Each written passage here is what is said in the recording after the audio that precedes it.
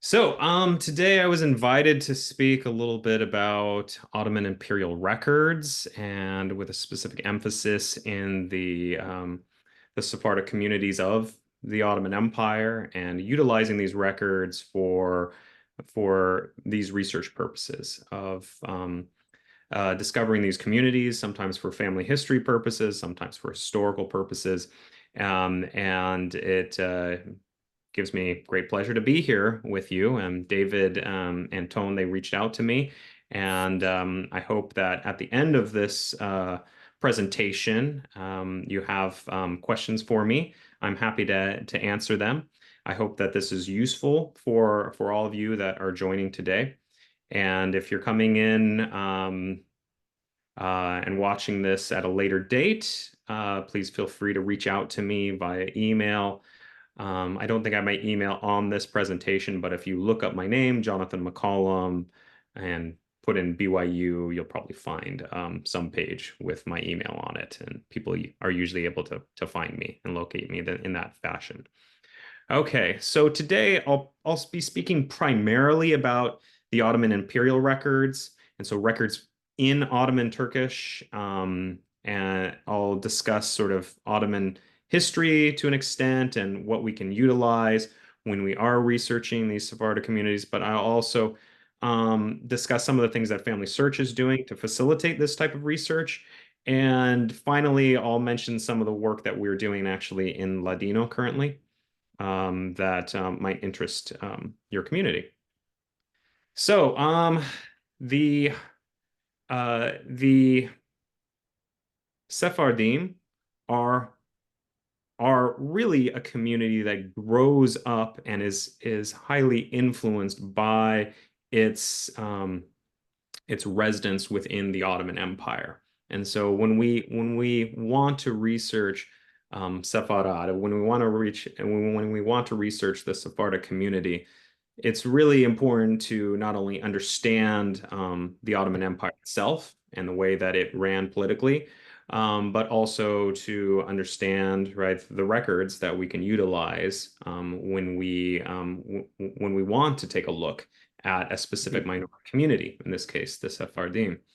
Of course, this history might be common to you, but I'll run through it very quickly just because these are some touch points that you may want to use if you are doing research in Turkey.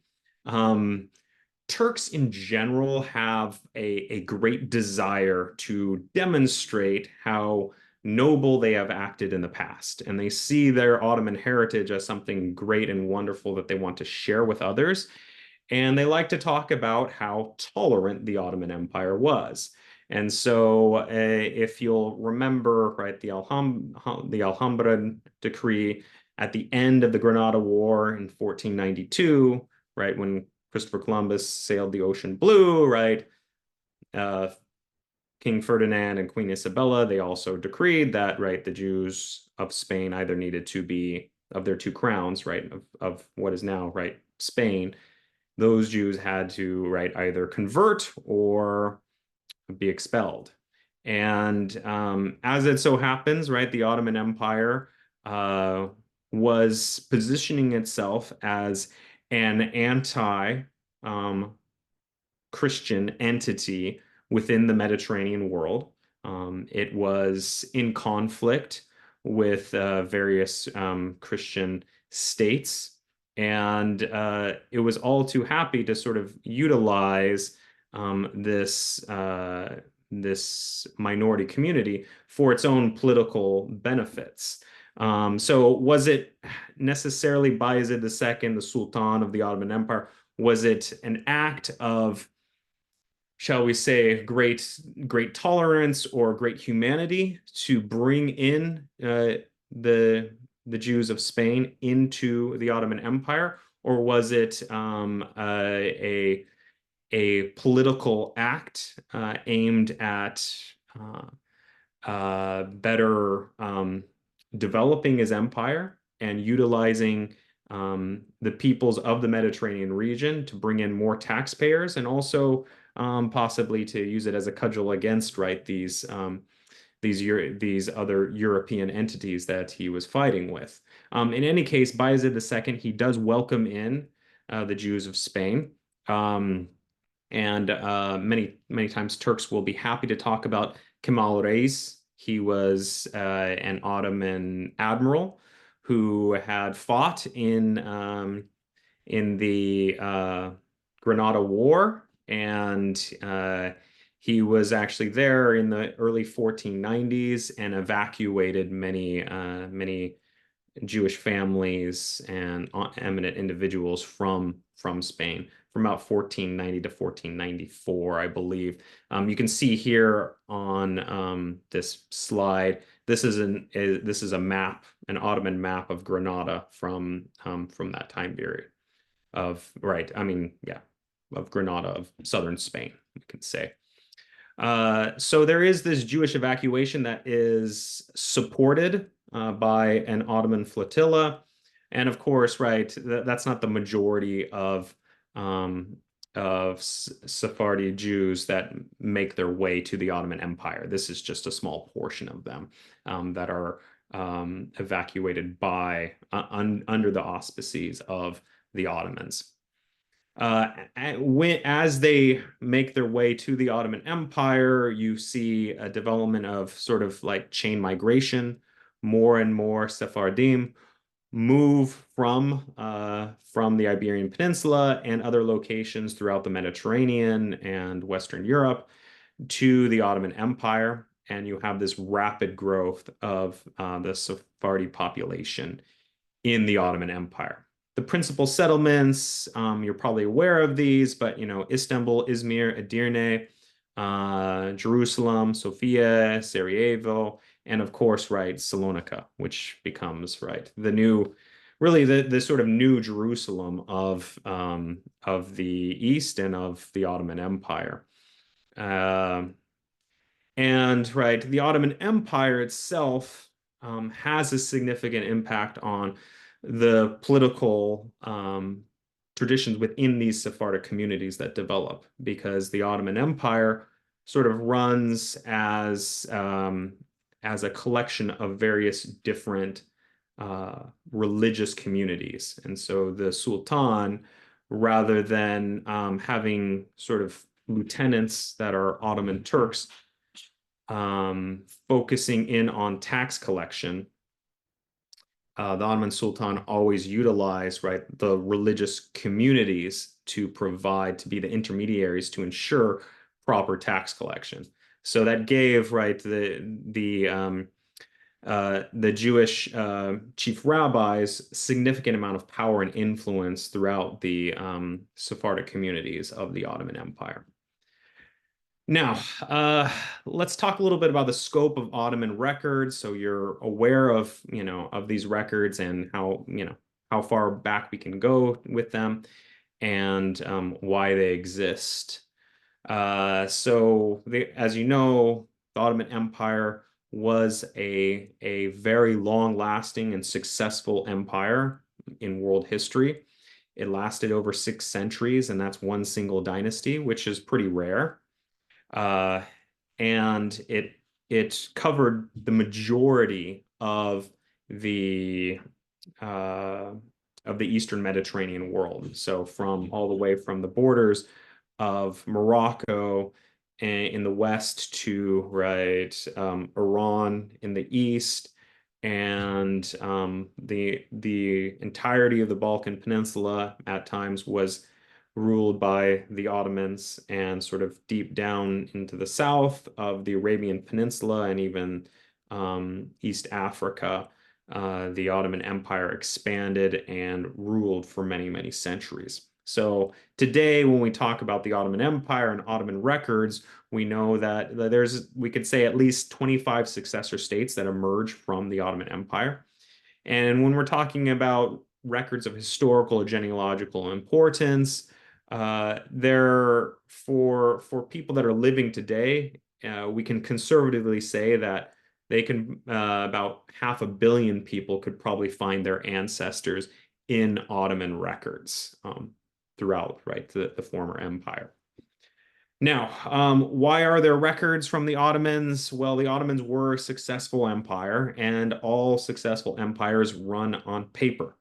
I mean that by the fact that an empire, right, has a metropole and it must send missives, right, one way or the other in order to collect taxes, to survive, and to protect its territories and thrive. So what we see from the Ottomans is that they, over the many centuries, produced hundreds of millions of documents, really billions.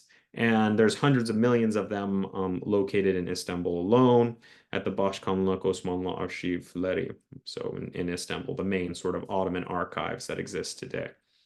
But there are millions of records outside of just that archive in Turkey itself, in Turkey itself, maybe I should say, and there are millions more in other record repositories, other archives throughout the former empire. So from Bulgaria to Greece to Bosnia to Tunisia, right, anywhere you go, you're going to find a lot of Ottoman records in these in the archives of these countries. In Bulgaria, for instance, they claim to have the largest Ottoman collection outside of Turkey, and it is massive, right? I've explored some of the records. It's a little bit hard and difficult to do the work there, and not much of it has, well, really none of it has been digitized at this point, and some of it hasn't even been cataloged.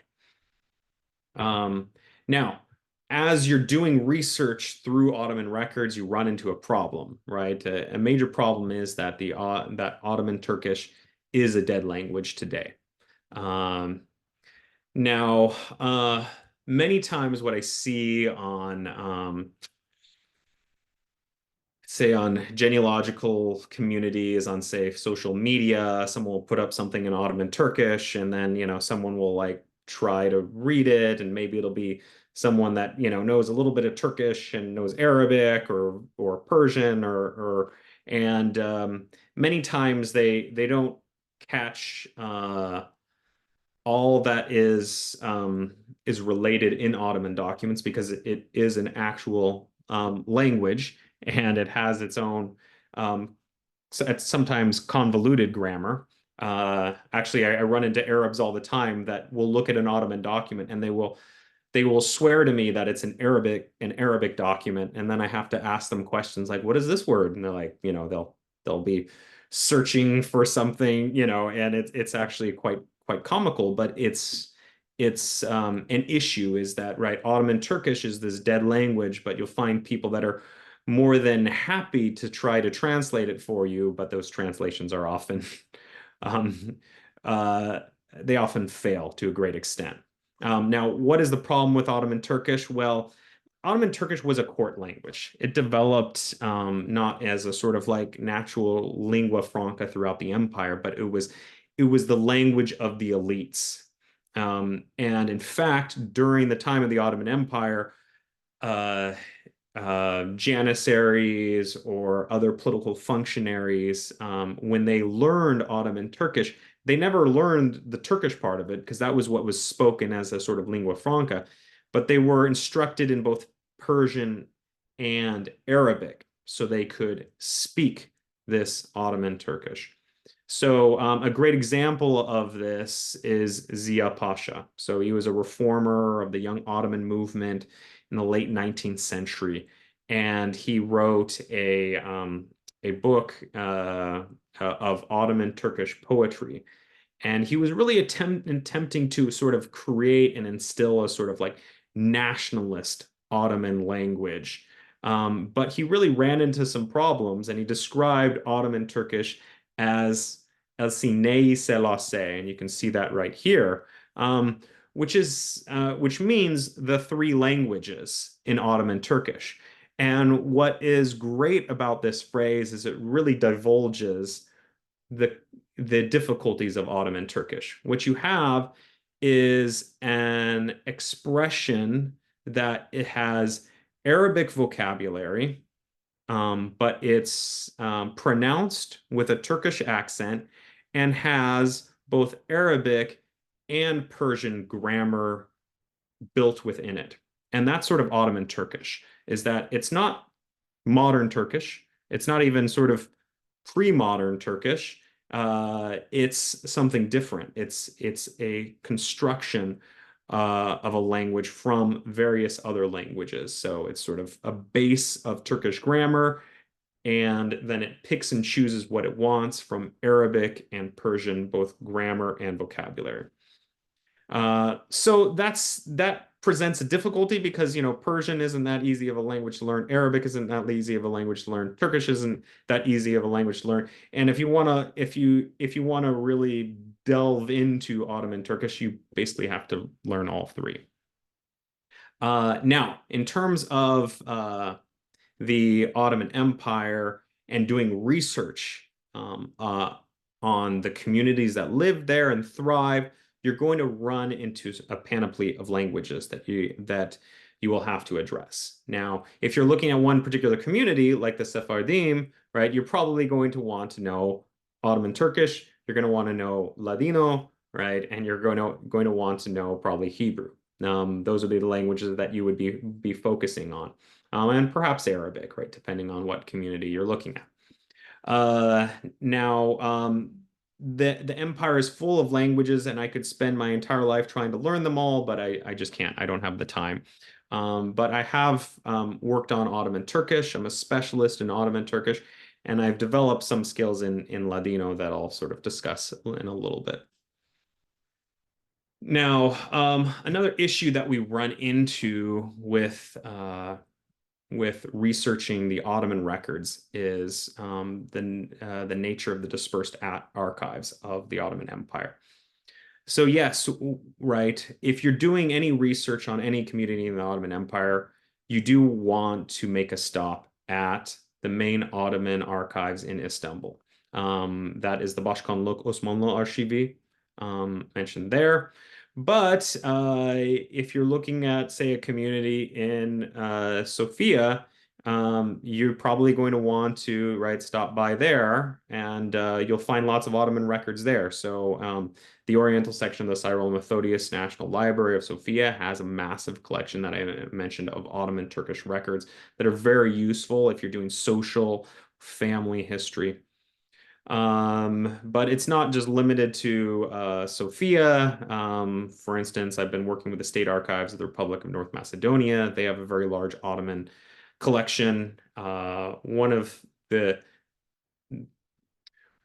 collection that is mainly untapped are the Greek collections of Ottoman records. So, and most especially the Historical Archive of Macedonia in Thessaloniki, Greece, right? So this is for, right, the largest community of Sephardim, inhabited Salonika. They were a majority or a plurality, depending on who's making the argument, right, of the historical population of that country.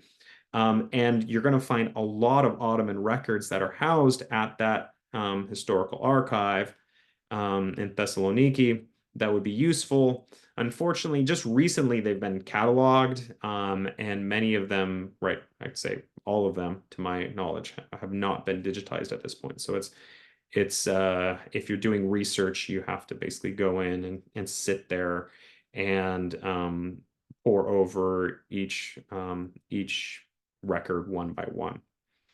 Now, there's also, right, very, very large archives in the Arab world, in Egypt, in Iraq.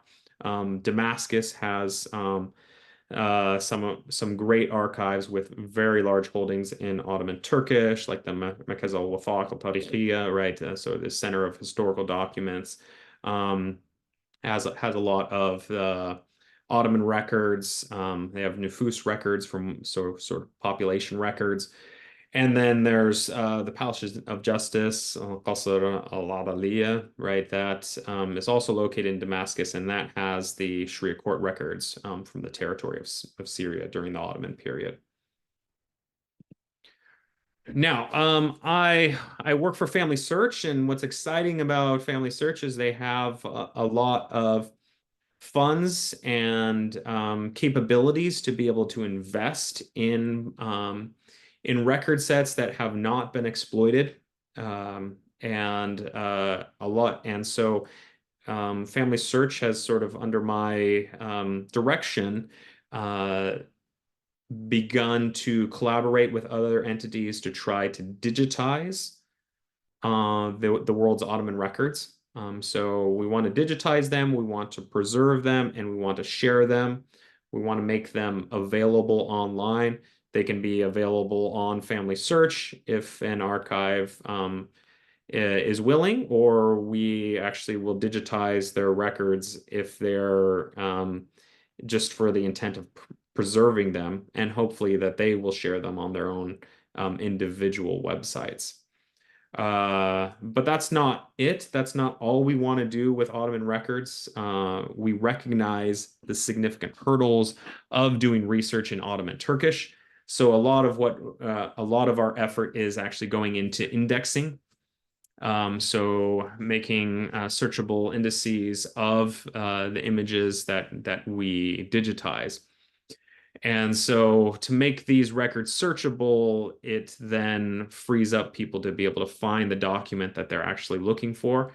And when we do index, we try to index as much as we can from the document that will then eventually be able to provide translation. So we are working towards translation of Ottoman records, so they will be usable to the non-specialist. As Ottoman Turkish is a dead language, there's just not that many specialists to go around and provide translation help for everyone. Now, one thing that I am sort of spearheading at FamilySearch as well is I'm making myself redundant. I'm working with HTR, so handwritten text recognition, so handwriting recognition. We are currently teaching computers, teaching AI to be able to read Ottoman Turkish. We're starting with these nüfus records, these population registers. You can see pictured here, I'm sort of training some of my team in Tunisia, the team in Tunisia that's doing a lot of this work, and then I have a team in Ramallah as well that is doing this work. And a lot of what they have to do is they take the images of the Ottoman population records, and they have to segment them so the computer knows what to look at, and then they have to provide transcription of them. And eventually that trains the AI to be able to read these documents. Right now, we're not where we want to be with handwritten text recognition. We're at about like between 60 and 70% accuracy. But as we feed more and more images into the AI, it'll get smarter and smarter for us. And that will facilitate the reading and use of Ottoman records as we digitize them. And we hope to be able to share this technology as well as we can with other archives to make their records useful and usable. Now, there is an enormous potential that FamilySearch sees in Ottoman records, mainly because of Türkiye's Edevlet Alt Üst Soy belgesi. This is a family tree that is provided for any Turkish citizen from the Turkish government. It's a complete online experience. All you need is a Turkish kimlik numarası, which is like an ID number. If you have your Turkish ID number as a Turkish citizen, you can enter that into their state or online portal, and it will provide a family tree that goes back into the 19th and sometimes even into the 18th century. And it's utilizing Ottoman records to be able to do that. It's using Ottoman population registers that they have in their archives. And this is not, unfortunately, in the Central Ottoman archives in Istanbul. This is in a special archive in Ankara that they don't allow researchers to enter, but it's the Nüfus ve Vatandaşlık Genel Müdürlüğü, so like the General Directorate of population and citizenship. And this has the last batch of Ottoman population registers that began in the 1870s and sort of finished with the end of the empire. These records were very robust, and they can utilize them in coordination with their later Turkish state records and vital records to be able to create these significant family trees for each of their citizens. Now, if that can be done in Turkey, we imagine that it can be done elsewhere in the Ottoman Empire with its records. So whether that's former lands of the Ottoman Empire like Thessaloniki or Aleppo, right? That's something that we see as a possibility. So that's one of our reasons, one of FamilySearch's reasons for such investment in Ottoman Turkish.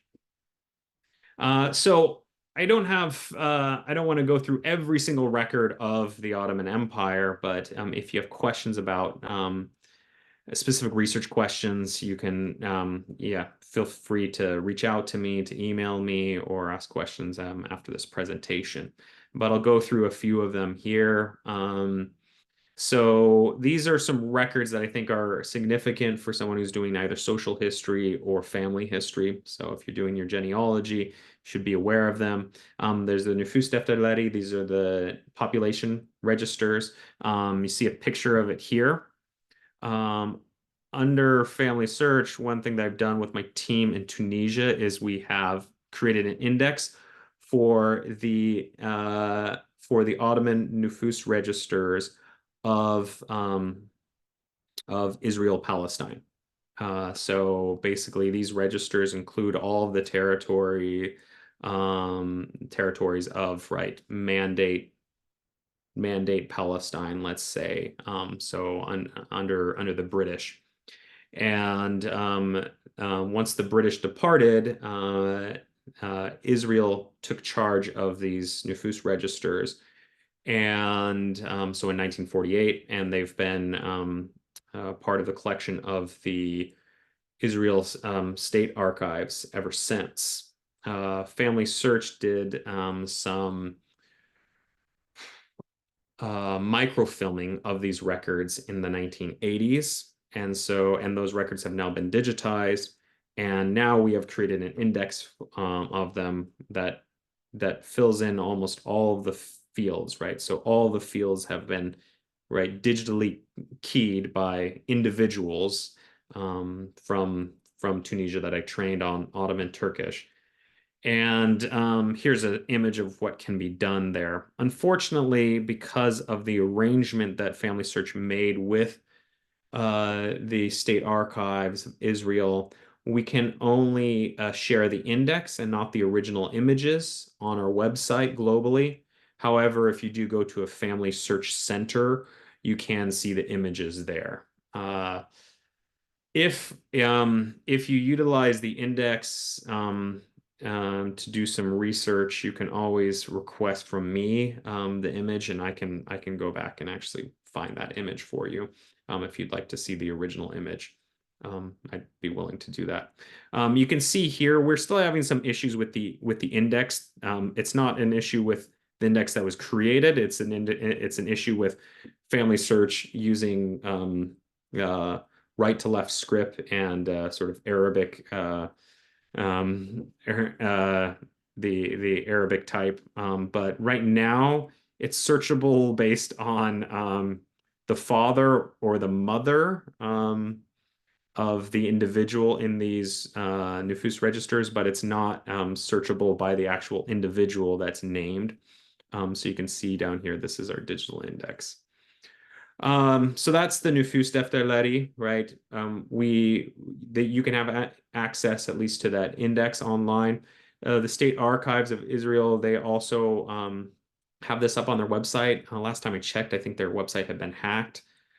But from time to time, it's up there. Unfortunately, they don't have a sort of digital index where you can search by name, which is right. We're there. We're almost there. Right now, you can search by the father or the mother's name, but not by the individual's name that's listed on the individual there. So that those are the Nüfus defterleri. Now you also have, right, some of these you'll find in your own personal collections if you have ancestors from the Ottoman Empire. These would be these are called the Nüfus tezkereleri. These are sort of national ID cards that were used. These have some good information on them. They include the birth year of the individual. One thing to be aware of when you are doing research in Ottoman Turkish is what calendar is being used. Many times people will mistakenly believe that it is the Islamic calendar. It is not the Islamic calendar. It's what the Ottomans referred to as the Rumi calendar. So basically, like the Islamic calendar, it uses basically year one as the Hijra, right? So Muhammad's right flight to Medina, right? But it doesn't do so with a lunar calendar. It does so with a solar calendar. So if you try to do a conversion, you're going to be several years off if you're looking at a record from the 19th or the 20th century, because this is a sort of solar calendar, despite the fact that it starts with Muhammad's flight to Medina. So just keep that in mind. Other information that is on these records are, religion, but also, right, where the person is actually living. It can even give like the house number of where they resided. It can give it almost always gives the father and the mother of the individual. So these are some interesting records and some good keepsakes if you hold on to them. If for some reason you need translation of it, I'm trying to get to a point where we'll be able to provide translation through FamilySearch automatically utilizing AI, but until then, feel free to reach out to me. I'm happy to work with researchers or people that are concerned about preserving their family history. Now, there are other record sets that I don't show here on this slide. There's the Tabu Defterleri. These are sort of the property deeds of the Ottoman Empire. These become very significant in the second half of the 19th century, and they contain some significant information, not only about the property, but about the individual that owns the property. So that'd be something to take a look at. There are also the Tahrir Defterleri, these other sort of like, there's also other tax. These are sort of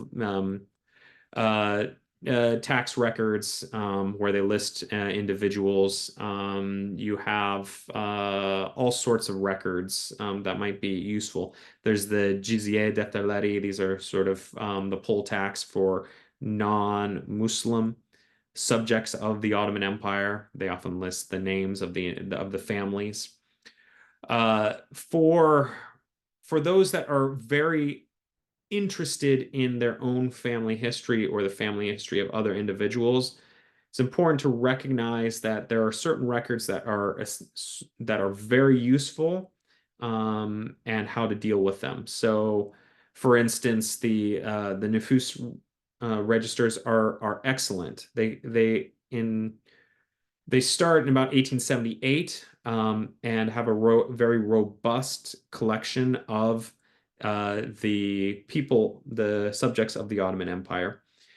And they list the individual's mother and father on them. So that can take you back from, say, the late 19th century all the way into the mid or earlier 19th century with the parents. Then what you can utilize are earlier variants of the Nüfus records. These are sporadically done, but these are sort of censuses that the Ottomans conducted from about 1831 on. And the fortunate thing about most of those is that they are available at the Ottoman archives, and you can go there and pay a fee and actually download those records and be able to research them. The one thing to keep in mind, however, is that they are not as robust in the details that they recorded. So you have generally just males on those records, and you don't have any list of parents of the individual. So, I mean, deceased parents, we could say, at the time of record keeping. Okay. Um, is that it? Okay. I guess that's it for Ottoman records, and I'm moving along. We don't have much time. One thing that I did want to mention for the participants here is that we're focusing a lot on Ottoman records, but we're also focusing on records that are in Ladino. And so, if you want to do research on um, Sephardi ancestors, Ladino is a necessity. Um, Ladino is unfortunately, as you're probably aware, a dying language. It has, or I should say, maybe it had a very rich vocabulary. I think that vocabulary is declining because it's becoming sort of like folded into sort of Spanish vocabulary. Um, but Ladino as a historical language had so many instances of adoption of various different words from other languages, whether that's Hebrew or Turkish or Arabic or other Balkan languages. And it presents a little bit of a difficulty just because there's a variety of dialects. And it takes a lot of knowledge, at least, of various different languages of the former Ottoman Empire to be able to read it. Now, there's also, so we run into issues with Ladino from that perspective as a dying language. And also, it's most Ladino speakers today don't even read it with the Rashi script. They read it with, Latin characters. And then we've got the problem that most records of sort of significance that we're looking into are written in the handwriting style known as soletreo. Now, soletreo presents a very difficult hurdle uh, as a handwritten script that is no longer used and it has died. So it's really a problem of paleography. It doesn't look anything like modern Hebrew written today. You can see an example of it here, right? So you've got, the block script. Then you've got the Rashi script here, and then here you have Soletreo, right? So I've worked several years as a graduate student to learn Ladino, and I taught myself the Rashi script, and then I started working on Soletreo. I still need help from other experts when I'm working with Soletreo, but I've gotten to the point where I'm pretty fluent in my reading of Soletreo. I've begun training teams, um, first out of Brigham Young University and pretty soon out of Binghamton University to be able to read these texts. Now, we are doing a test case here at FamilySearch in coordination with the Israel Genealogy Research Association.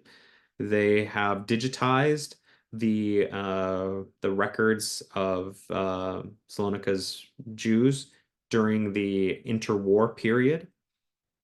So these were official Greek Hellenic Kingdom records that were produced for the Jewish community to be able to sort of surveil the Jewish community of Thessaloniki. And this is what they look like. This is a Declaración de Nacencia. So that's a birth certificate of this girl here. And right now, FamilySearch with IGRA, with Israel Genealogy Research Association, is creating an index from these community records. Now, this is in the extent of records that exist for the Sephardim of Salonika, nor is this the extent of sort of Sephardic records in Ladino throughout the empire.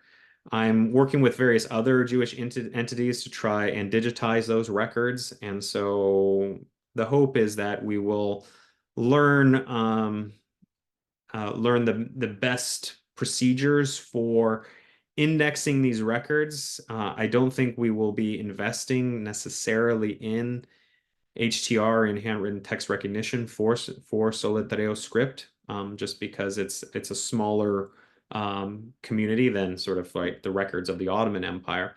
But we are investing in training teams to be able to read these records and key indexes for them. So that's something exciting that is forthcoming from FamilySearch and IGRA. And if you know of any other communities that need or require some support because of their collections in Ladino, I'd be happy to reach out to them and see what can be done to make their records translatable, useful, searchable, right, and accessible online. And I think that is it. Thank you very much. I guess I will stop sharing my screen at this point, and I am available for questions.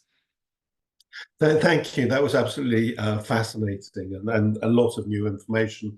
Can I ask about surnames? I've heard that a lot of the Ottoman records just have, so and so, son of so and so. Yes, so those original Nüfus Defterleri, so those original population registers that started in 1831, that's usually some have their surnames and some do not. But they do have, right, they will mention, right, sort of ancestry in them. So, someone's son of someone, at least one generation back. The later records will oftentimes, almost always, write the surname. So from about 1878 on, you see the usage of surnames in the record keeping practices. Yeah. Okay. What about? I should say, with a caveat, if the individual did have a surname. So, like, for the Turkish population, there were almost no surnames in use. But when we look at, say, Arabs or Jews in the records that we have in Israel, Palestine, right, we can find surnames amongst those groups. What about earlier records from sort of 17th, 18th centuries, even earlier? Is there anything useful there? Okay, so Tahrir Defterleri are useful. What you have is sort of like records that are sporadic in their usefulness, right? You can probably track a family all the way back to the early 19th century just using Ottoman records, but you have to be able to access them, right? No, and that's not always easy. So, for instance, when I mentioned those later records of the Ottoman Empire that are in that archive in Ankara, right? I can't go in there as a researcher and research them, right? I have to write a petition to be able to receive those records as a descendant of the individual that would be in those records. Now, prior to the 19th century, you have records, and I didn't mention these, but I should have actually. Sharia court records are useful, and it depends on the location. But the Ottomans they systematized in most of the empire. So in the Levant, in Anatolia, and in the Balkans, they had basically systematized their record-keeping practices for the Islamic court system, and as long as those records weren't destroyed in the sort of collapse of the empire or in the various wars that ended the empire, they still exist today, and they're in a variety of archives and libraries throughout the Middle East and the Balkans. Those are very useful, and they will go back into the 15th century even at some times. Usually the 16th century is where we see a lot of them emerging. So for, say, Jerusalem, we have some for, the 16th century on. And those are useful because it's not just Muslims that are frequenting the Islamic courts, but it is also it's also the Ahl al-Kitab, right? The people of the book. So Christians and Jews also utilize these Islamic courts. Many times they could play courts off of one another, or they received actually a more sort of uh, uh, a a less invasive approach to their wealth if they approach the Islamic courts. So many times they would avoid their own community courts and go to the Islamic courts in order to maybe sue for property, or to pass to will their property to their descendants. So you can utilize those prior to the 19th century, and they're very effective.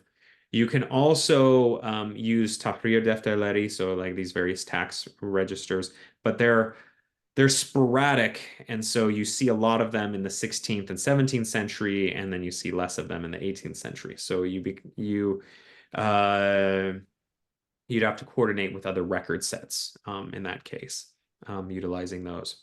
And then, of course, there are records that I haven't mentioned, like there's so many missives going back and forth in the empire.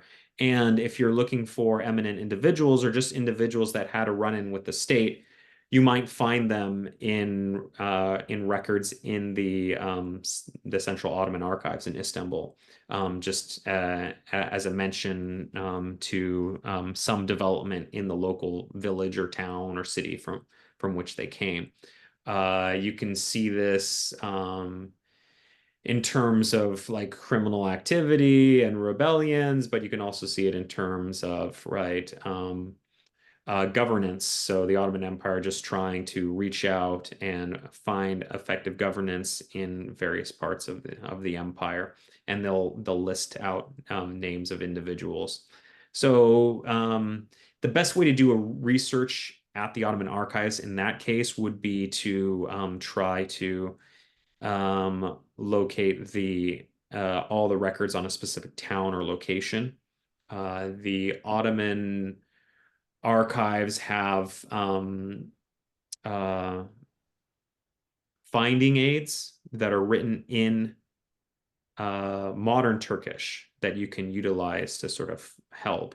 And if something occurred in a certain town or village, that village or town will usually be mentioned, and you can do a search of that town, and you'll get every hit imaginable.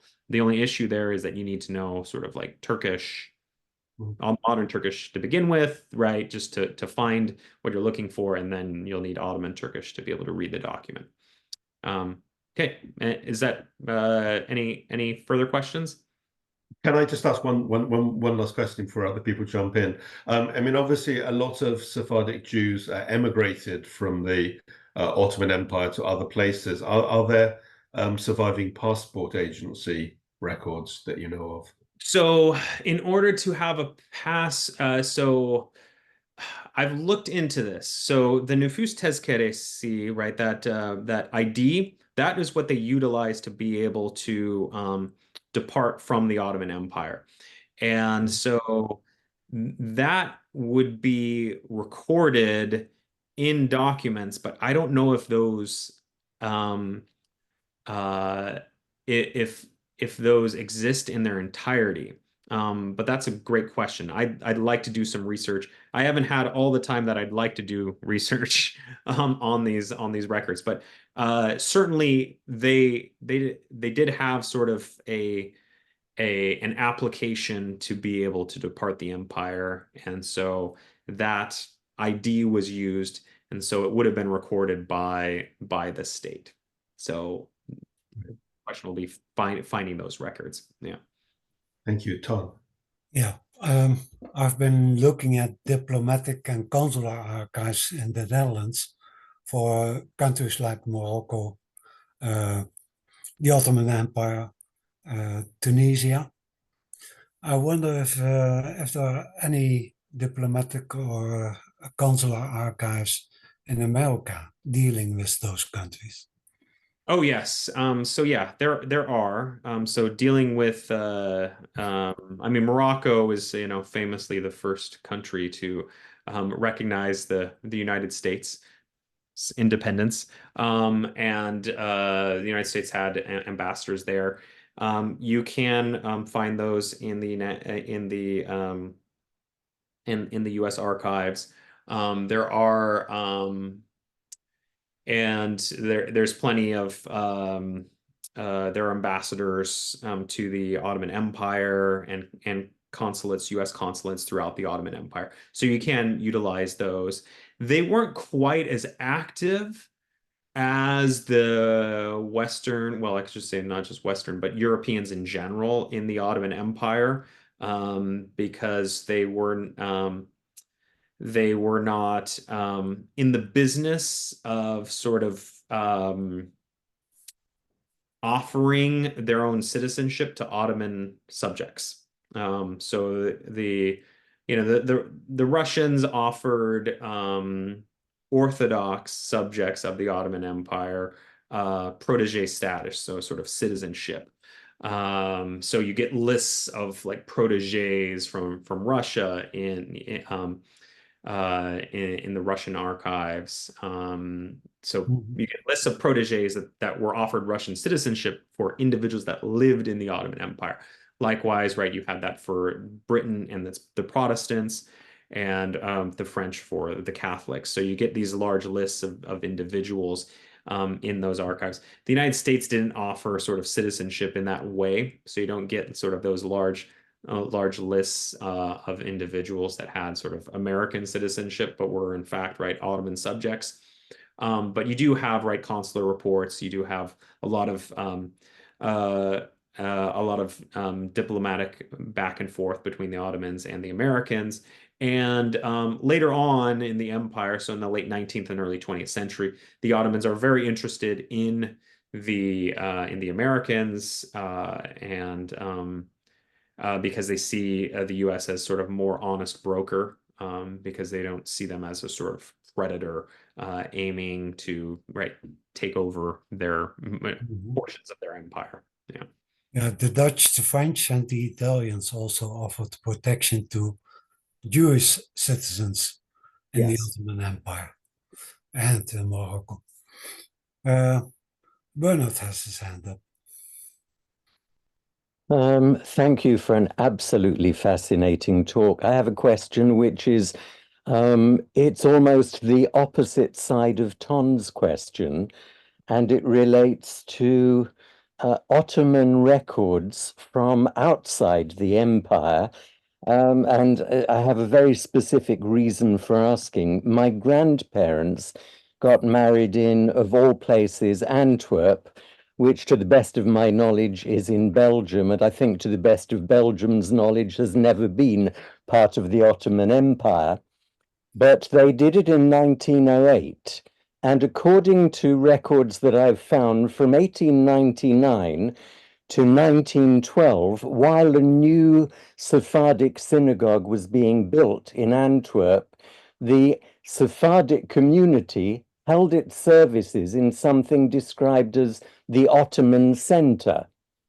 And I'm wondering whether or not there are either diplomatic, consular, or even cultural records from around the world. And if so, are they all in one place or are they dispersed? And where might I start looking for information about that community's use of the Ottoman Center between 1899 and 1912?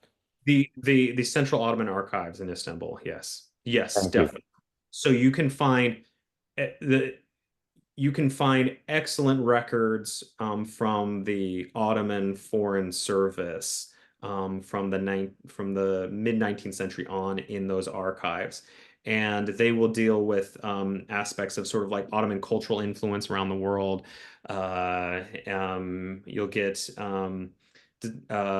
various missives going back and forth between the Ottoman state and the local representative of the Ottomans, whether that's a consul or consul general or an ambassador.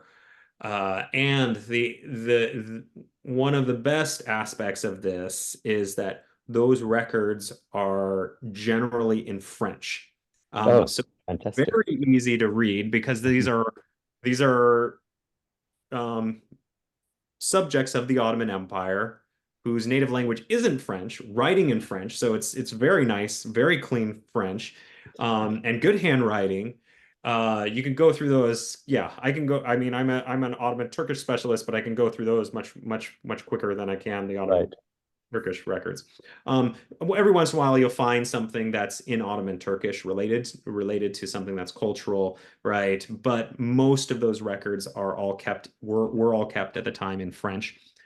And the only issue will be when you do the search, you need to do the search in modern Turkish. So that finding will be in modern Turkish, but then the document will be in French. So yeah, that sounds like a very intriguing research project. So yeah, I wish you the best of luck on it. If Fantastic. any help, I will be in Istanbul in September at some point, and I'll be visiting the archives at that. Thank you. I'm most grateful. You're welcome. Ali. Hi, Jonathan, thank you very much. That's absolutely brilliant presentation. Very grateful for that. I have a kind of geeky question about handwriting recognition. I don't know whether you discussed this with Ton and David, before your meeting, but we're involved in a handwriting recognition program for Portuguese records, Sephardic Portuguese records in London, basically, and also hopefully in the future in Amsterdam. But we use the program called Transcribus. Transcribus, yes. Yeah, and I was wondering, and I've always been fascinated by the idea of being able to apply this to Ottoman Turkish. But having done a bit of research into it, I speak modern Turkish, but not Ottoman Turkish. And also it just seems so different and difficult in terms of the grammar and things like that, that is it even possible? But I'm very heartened to see that you're having a go at it. And I was wondering whether you're using Transcribus or some other method. So we're not using Transcribus. What we use is the FamilySearch has its own sort of AI that it's developed, but it does use the system of Alethea. That's the one that we use for the segmentation. But we are working also with North Carolina State University, and they're using Transcribus for their Arabic HTR project. So we're, it's compatible what we are doing. Yeah, it's moving along quite nicely at this point. I hope that in the near future we'll get above that sort of 80% level where it becomes more useful to utilize it. Yeah, the hope is that it will not only be of use to FamilySearch, but use to archives and various societies and associations all around the world. Brilliant, thank you. You're welcome. Are you collaborating with the Cercle Généalogie Juive and Paris? They are also working on various Ottoman archives and on diplomatic archives. I think collaboration might be useful to you. Oh no, we aren't, but I would love to work with them. So it's what is their name? Cercle Généalogie Juive, the circle of Jewish genealogy. Oh, okay. Well, I'll ask some people there to contact you. Okay. Yeah, that would be great. I would love that. Are there any other questions, or should I read some of these questions that are in the chat? I noticed there are some here. Yes. Oh, shall we read them out? So the first question is, what records, if any, are available for Monastir, and which archives are likely to hold them?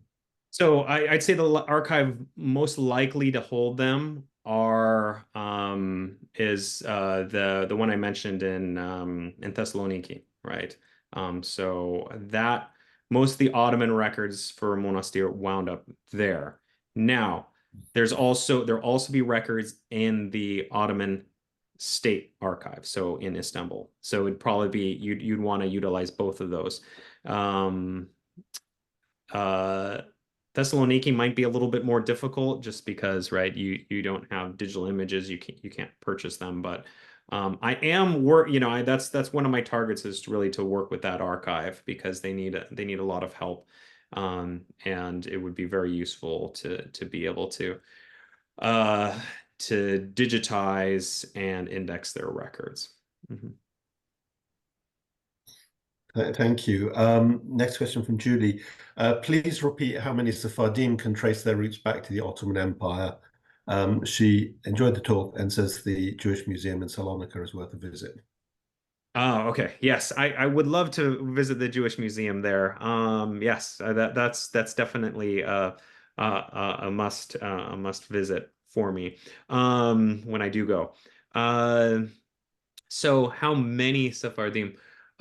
Well, I don't know the exact numbers. I'd love to know the exact numbers, but I mean it's the majority of the Sephardim, right? I mean those are the main Sephardi communities. Of course, right? Some make their way to the Netherlands, some go to Italy, right?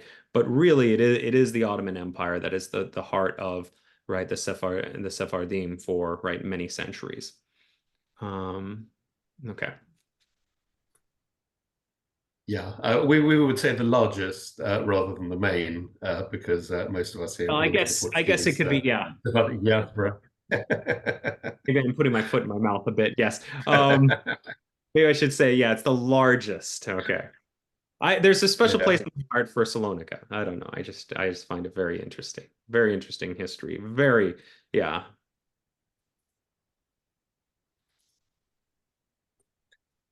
So question from Elaine. Two areas I'm interested in are Gallipoli and Crete. I've been told there are little or no records available. Do you know if any exist and how to access them?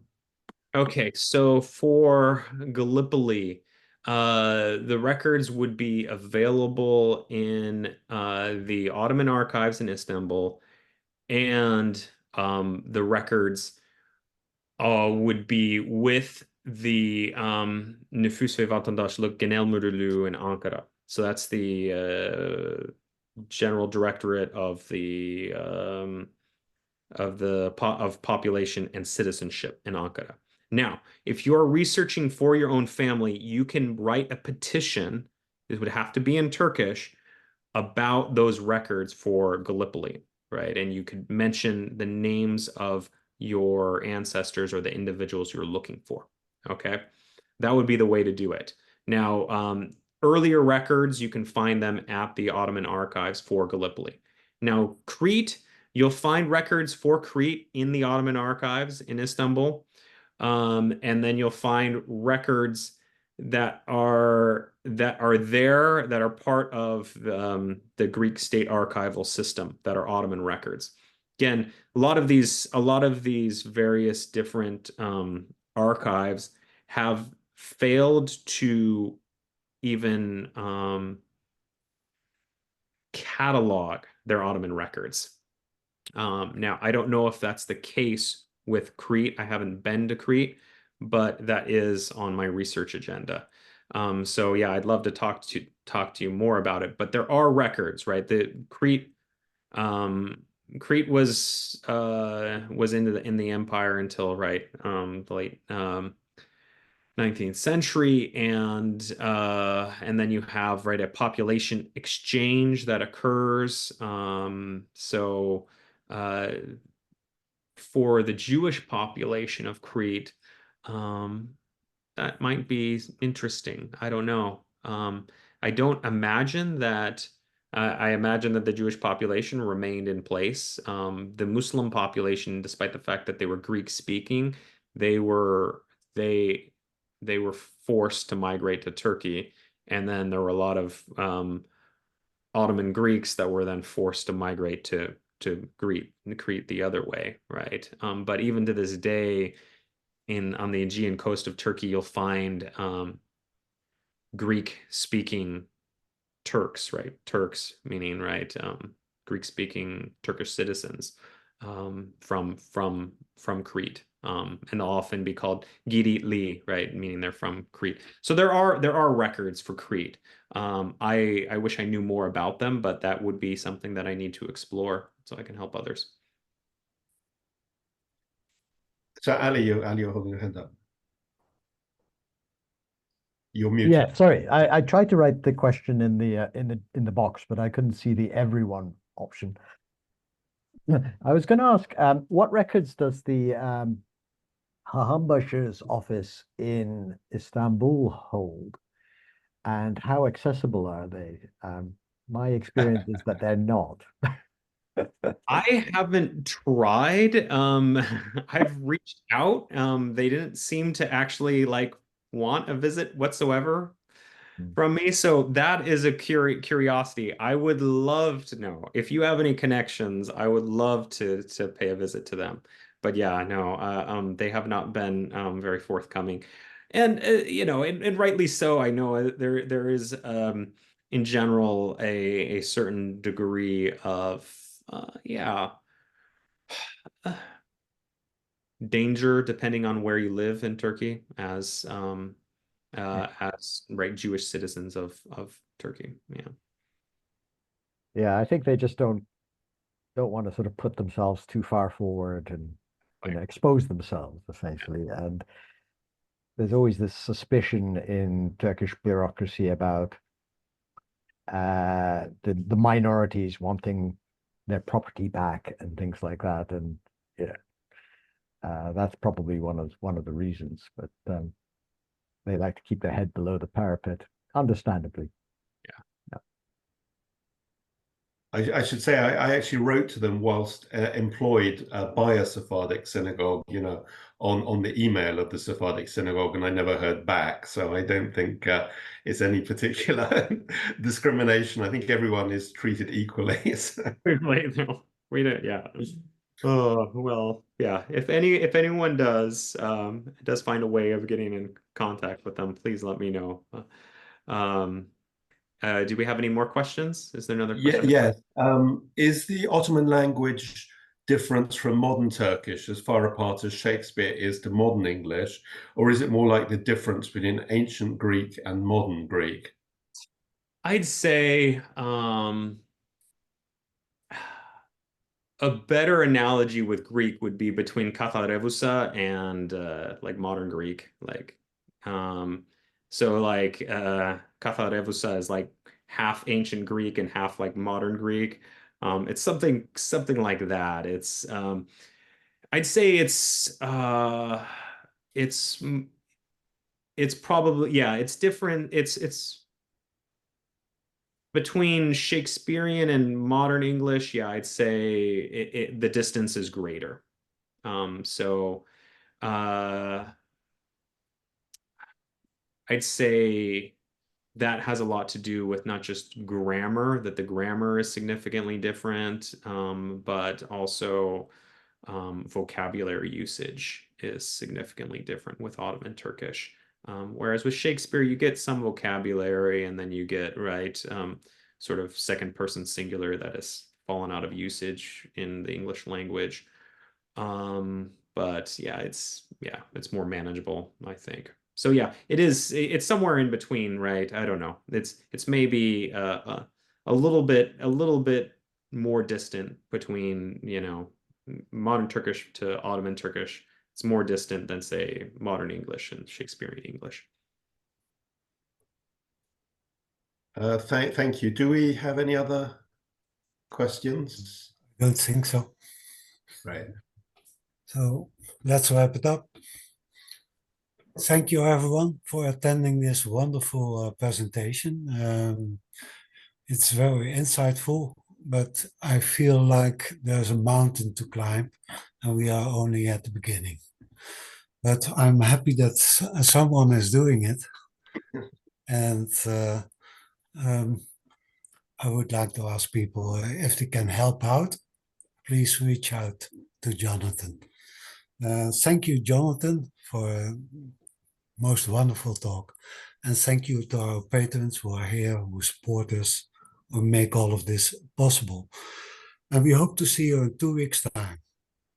We are experiencing a little bit of trouble in finding a speaker, but I'm sure we'll find one. Hope to see you in 2 weeks' time. Thank you all. Thank you, Jonathan. My pleasure. Thank you.